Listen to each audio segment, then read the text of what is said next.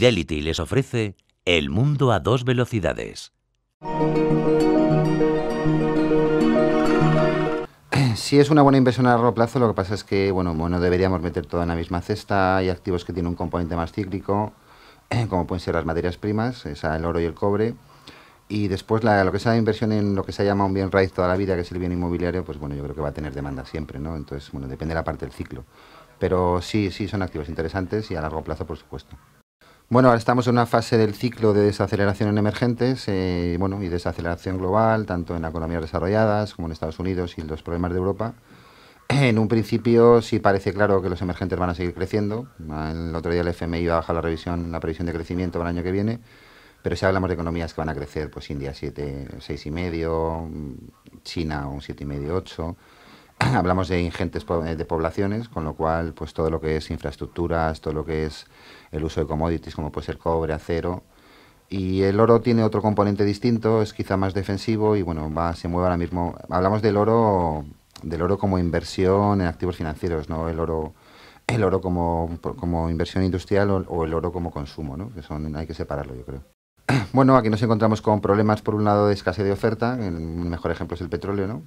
Que siempre en momentos altos del ciclo, bueno, pues sube simplemente porque crece la demanda y en la escasez de oferta ya la conocemos. Y después, bueno, pues activos muy ligados a commodities, commodities muy ligados al ciclo, como puede ser el cobre o el acero, desde luego que sí tienen un recorrido al alza por todo el crecimiento de emergentes y sobre todo, yo creo que sobre todo por el tema de infraestructuras, ¿no? Es decir, al final hay que hacer carreteras, puentes, bueno, hay que construir ciudades y bueno, ahí sí que hay un recorrido enorme. Sí, o sea, partiendo de la base de que la mayoría de activos reales que hemos comentado son casi todos cíclicos, quitando el oro y el sector inmobiliario, ¿no? Que también tiene su parte cíclica. Pero después dentro del mundo inmobiliario habría que separar lo que es puramente inmobiliario residencial o inmobiliario de oficinas o centros comerciales, ¿no? Que es menos cíclico. Está claro que va a ir ligado al crecimiento económico. Y lo que también es cierto es que el crecimiento económico, al menos mundial o global, se va a seguir manteniendo. Cuando hablamos de mundial o global hablamos principalmente de emergentes, ¿no? Entonces este crecimiento pues es imparable. Con lo cual sí deberíamos hacer una política de inversión un poco en función de las expectativas que tengamos en crecimiento en emergentes, más que en desarrollados, que aunque habéis comentado al principio que sí exigen reformas, sobre todo Estados Unidos, ¿no? Más que en Europa sí exigen reformas, rehabilitación de puentes, carreteras. En Europa estamos más desarrollados, pero vamos, yo quizá la parte fuerte es en emergente con diferencia.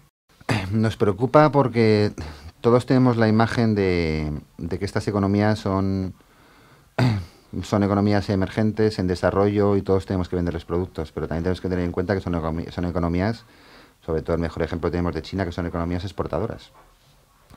Y una desaceleración fuerte, como estamos viendo en Europa, y prácticamente recesión y una desaceleración americana, sí está reduciendo bastante las exportaciones de estas economías. Entonces, al final, son economías que tienen que tirar el carro en el sentido que nosotros tenemos que venderles productos a ellos para nosotros exportar, pero a la vez son economías como la China, cuyo PIB es inverso al que tenemos en países desarrollados, donde tiene mucha más fortaleza el sector exterior, la exportación, que lo que es el consumo privado. Entonces sí estamos viendo un proceso cambio de los PIB de estas economías hacia una economía más desarrollada, donde el componente de consumo es más alto, pero siguen siendo muy dependientes de lo que es la exportación. Entonces, bueno, estamos en un ciclo complejo donde los países desarrollados se han parado de crecer y los países emergentes, por el parón de los desarrollados, tampoco están creciendo mucho. Entonces es como la serpiente que se muerde la cola, es decir, no podemos vivir exclusivamente de vender productos a emergentes porque los emergentes también tienen que vendernos. El tema del gas es un tema absolutamente curioso. El gas ahora mismo, si no lo conocen los oyentes, cotiza como un 70% por debajo del máximo histórico. Se ha descubierto una nueva posibilidad del gas y esta nueva posibilidad lo que ha hecho es que bueno, pues Estados Unidos yo creo que va a ser exportador neto de gas y se va a convertir en la primera potencia del mundo. Eso lo que ha hecho es que haya mucha más oferta que demanda de gas y lo que se está reconvirtiendo es que mucho modelo, sobre todo industrial, va a utilizar más gas que lo que se utilizaba petróleo.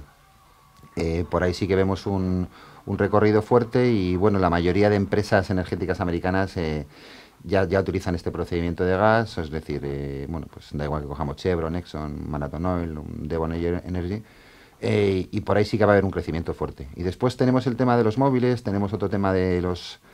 hay una serie se llaman rare earth metals, que son metales raros, la mayor producción está en China, y son un tipo de metales que se utilizan parte para los componentes de los móviles, también tienen su demanda, y bueno, al final va ligado todo, como nos podemos hacer una idea, es todo ligado al ciclo.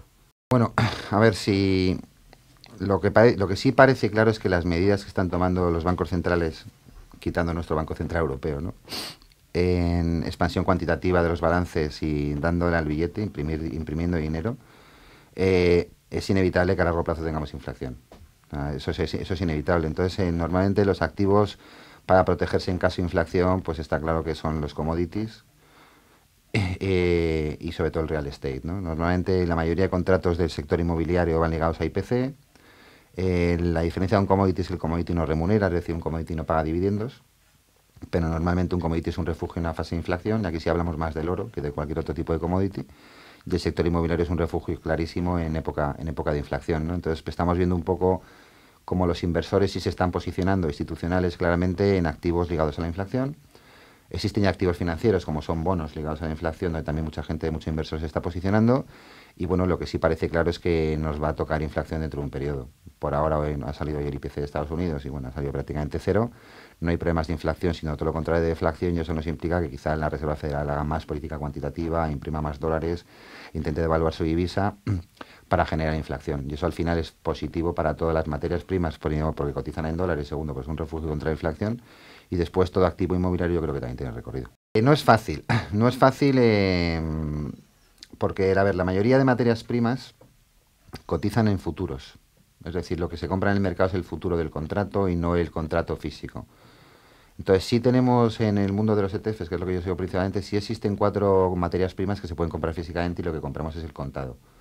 No compramos directamente el oro, o sea, es decir, no lo tenemos a nuestro nombre, pero sí está depositado en un banco custodio. Entonces, el oro, la plata, el platino y el paladio. El platino sí que está ligado mucho a los catalizadores de automóviles diésel, con lo cual el platino y paladio y la plata son bastante más cíclicos y el oro es más defensivo. Y después la mayoría de materias primas, como he dicho, todas las demás cotizan en futuros, ¿no? Con lo cual no tenemos una réplica física del contado. Después, desde el punto de vista del sector inmobiliario, hay infinidad de alternativas para invertir vía ETFs, y se puede comprar cualquier fondo de inversión que invierta en activos inmobiliarios, ya sean REIT, que son como trust, sociedades americanas donde el 95% de los beneficios se reparte vía dividendos. Ya hay REITs de todo tipo, desde que invierten en real estate residencial, comercial, en naves industriales, centros comerciales. O sea, sí hay acceso a producto. Existe un producto, antes hemos comentado los rare metals, los metales raros. Salió un ETF hace 2 años en Estados Unidos que invierte exclusivamente en este tipo de empresas. Cae solo un 46% interanual, o sea que quizá lleguemos en momento. Entonces, sí existen alternativas de inversión, y dentro del mundo de ETFs, y cuando hablo de ETFs, en el mundo de los fondos de inversión también existen. En el mundo de los fondos de inversión lo que no vamos a encontrar es sin inversión directa en un solo activo, porque por regulación y por concentración no se puede invertir en un solo activo, hay que diversificar. En el mundo de los ETFs sí se puede invertir sin problema. Ya he comentado que hay 4 que son físicos y los demás invertimos en futuros. Pero bueno, para posicionarnos quizás, si nosotros apostamos por crecimiento y demanda de este tipo de activos, se puede invertir directamente en fondos o en ETFs que inviertan en infraestructuras en emergentes, ¿no? Que es un producto que a mí me gusta mucho y yo lo sigo bastante, ¿no? En el fondo estamos apostando por empresas que tengan posicionamiento y son los que van a hacer las infraestructuras en emergentes, ¿no? Y detrás de las infraestructuras de emergentes están todos los commodities, ¿no? Entonces yo creo que es otra forma también interesante de invertir. La clave en los mercados es el timing, o sea, es decir, el timing, lo que nosotros llamamos el timing, es una chorrada, pero es comprar cuando la bolsa sube. Es así de sencillo, ¿no? Lo que sí parece claro, que el timing ahora mismo es de desaceleración mundial y que se están poniendo medidas por parte de todos los bancos centrales para evitar esta desaceleración. Lo que sí también tenemos claro es que todas las economías emergentes son ricas y tienen superávit, con lo cual pueden hacer medidas, las que quieran, cuantitativas o expansivas, desde bajar tipos de interés hasta inyectar liquidez al sistema. Y como siempre, la clave la tenemos en el dólar, es decir, políticas de devaluación del dólar lo que generan son inflación de commodities. Y la inflación de materias primas lo que genera son que los países emergentes no pueden bajar tipos de interés. Entonces eso lo hemos vivido en el año 2011 con los QE, la quantitative easing de la Fed, ¿no? Entonces, siempre y cuando el dólar no se deprecie, podríamos ver medidas adicionales por parte de los bancos centrales de los países emergentes.